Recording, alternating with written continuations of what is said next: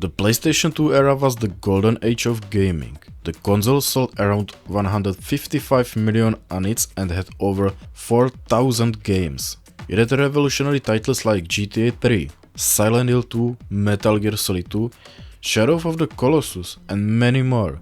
If you grow up in that era like me, you'll be happy to know you can enjoy these nostalgic games on your Steam Deck with even better graphics than back then. Emulating these titles on the Steam Deck is super easy. The games run great because they are not demanding. Unlike PS3, most PS2 games work perfectly, and since the games are older, they save battery. You can play your favorite titles for hours. Some PS2 games last up to 5 hours on the charge, compared to modern games that drain the battery in just 2 hours.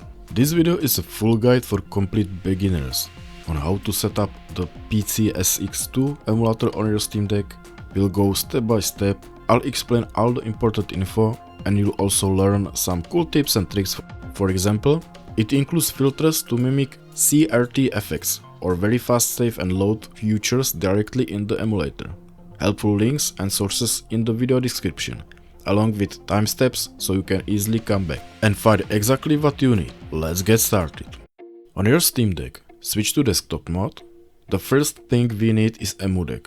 EmuDeck is a program that organizes all your emulators and gives you access to important settings, like launching games in gaming mode, changing resolution, configuration, and more. Go to the EmuDeck website and scroll down to choose the Steam OS version.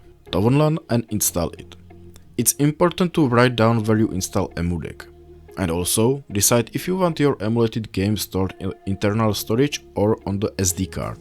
After installing EmuDeck, which we'll cover later, let's move on to emulator. The best and most popular and reliable emulator we use is PCSX2. Its open source has been around for almost 20 years and still gets new patches and updates. Open Discover, type PCSX2 and install it. The downside of this version is that you can update the emulator directly in the settings. PS2 emulation on Steam Deck is very easy, and having the latest version isn't that important, unlike with RPCS3 for PS3 games, where updates can be critical for harder to run titles. Here, it's not really needed. Now we have the emulator installed, but we still need to download the BIOS files. What are BIOS files? Every emulator needs some extra files to work. For PCSX2, it's a few BIOS files. PCSX2 BIOS is the original firmware from the PlayStation 2. Basically, a small operating system that starts the games and initializes the console. These files are not part of the emulator because the BIOS is owned by Sony. That's why it must be downloaded separately. Unfortunately, I can give you a direct link to download these files or show the website, because sharing them is illegal. YouTube also no longer allows such links, but you can find these files easily. Just search for PS2 BIOS files on Google and you find them quickly. After you downloaded the zipper file and extract it, the BIOS file should look like this. Copy or cut them and paste them into the folder created by EmuDeck. I have it on my SD card. If you install EmuDeck on internal storage, the path will be different, but it's easy to find. The good thing about using the EmuDeck folder is that the app will later show if a BIOS is active, which I'll show you in a moment. Open the EmuDeck app you installed. You might need to go how basic setup. For now, just leave everything as it is. The only thing to choose is whether you use internal storage or the SD card for your games, if EmuDeck asks. Next, we'll check if the BIOS is active. Click on the BIOS checker. At the bottom here you can see that my PS2 BIOS is active. You'll also see other emulators listed here. That's the advantage of EmuDeck. It keeps everything well organized. Now you can add your games. The emulator reads ISO files. If you happen to visit a website where games are available, ISO files are often labeled as random. The best versions of games for emulation are the USA versions. I personally transfer game from my PC using an external hard drive, which is more reliable than a regular USB stick. To connect it to your Steam Deck, you'll need USB-A to USB-C adapter. It costs around 3-5 euros, and I highly recommend it. Even better if you use Bluetooth mouse that's compatible with the Steam Deck. It will save a lot of time and frustration in the future.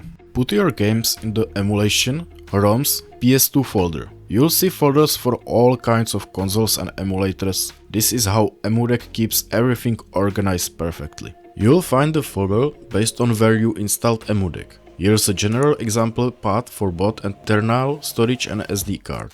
If you can't find it, no worries. I'll show you in a moment how to check the exact path directly in the EmuDeck app. Open the emulator, go to System at the top, click Start File and select your game.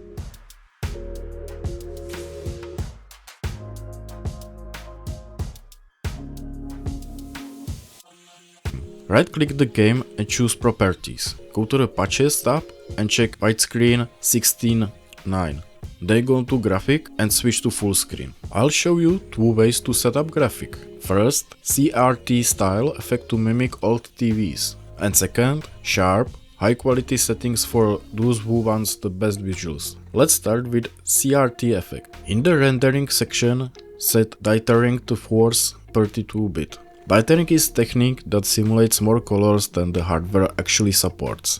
It uses patterns and noise dots to make color look richer. The PS2 often used dithering to hide low color depth and smooth transition. Leave the resolution on a native if you want to retro style with blurry textures. Go to the post-processing and check FXAA and shade boost. In the TV shader section, you can pick filters that mimic CRT TVs. I personally like the Skyline or Wave filter, but you might prefer different one. If you remember playing on CRT TVs, you know they had nice contrast, so here slightly increase the contrast. I recommended keeping it subtle. Also, I suggest boosting the saturation. Here you can go a bit higher. Okay, now you can see the gameplay with default settings, no effects, and now you can see the difference with our retro style settings. You will notice the biggest change comes from adjusting contrast and saturation.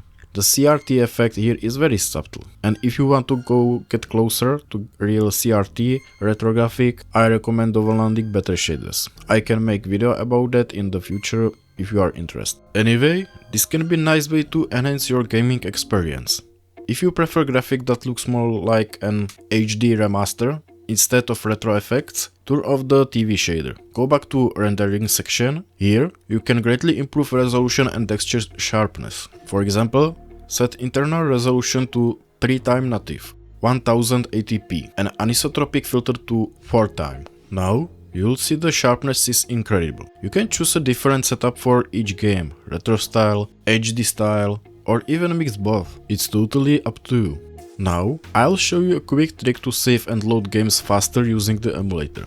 This is super useful because PS2 games don't always have great checkpoints. When you are playing in desktop mode and press the circle button, you can make a save state, which saves the game anytime you want. If you quit and relaunch the game, the emulator will ask if you want to load your save, and you are back in the game in seconds. This doesn't work in gaming mode by default. That's why I went into settings, hotkeys, and set the pause menu for saving loading states to joystick press. And thanks to that, you can open this menu even in gaming mode. For fast save loading when launching a game, here's a simple trick. Don't launch the game directly. Instead, open the emulator in gaming mode, then start the game from there. The emulator will ask you if you want to load your save. Click yes, and you are instantly in the game, with everything still working like in gaming mode. Easy. To finish, let's add both the emulator and individual games to gaming mode using EmuDeck. Open the EmuDeck app and launch the ROMs manager. Here, you can choose which emulators will be shown.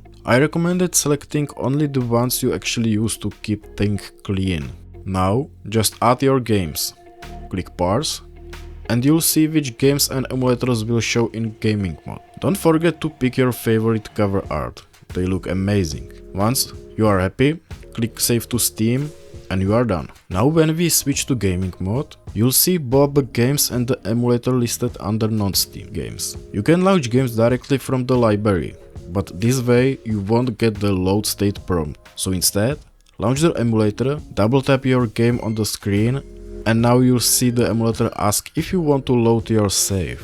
Hit load and you are instantly in the game, and it's still running in gaming mode. I hope I've given you all the important information. Personally, I think PS2 games play absolutely great on the Steam Deck. These games are part of my childhood, it's where I built my love for gaming, And now, thanks to Steam Deck, you can carry a huge library of these classics with you, play them anywhere and enjoy them all over again. They are especially great for traveling, if you have a long trip ahead, like several hours on train or bus. PS2 games are a perfect choice. They use very little battery, so you can play for hours without worrying about running out of power. On top of that, if you have an OLED display and play in the evening with low brightness, you can play even longer. The battery lasts much more thanks to the darker screen. And I have to say, there are so many titles I plan to play, like Matrix Path of Neo, which is an amazing game that never get a remaster. Now I can enjoy it with much sharper graphics. I am currently playing Silent Hill 4 and I also want to play 3 and of course the legendary Part 2. Also Hitman games, God of War and many more. Let me know in the comments which games you'll be playing. And if you love gaming and are interested in emulation, make sure to subscribe. You can also check out of my full guide for PS3 emulation. It's a bit more complex and requires specific settings for each game, but I have videos that walk you through the configuration. Or just relax with one of my themed gaming videos. And of course, I really appreciate a like.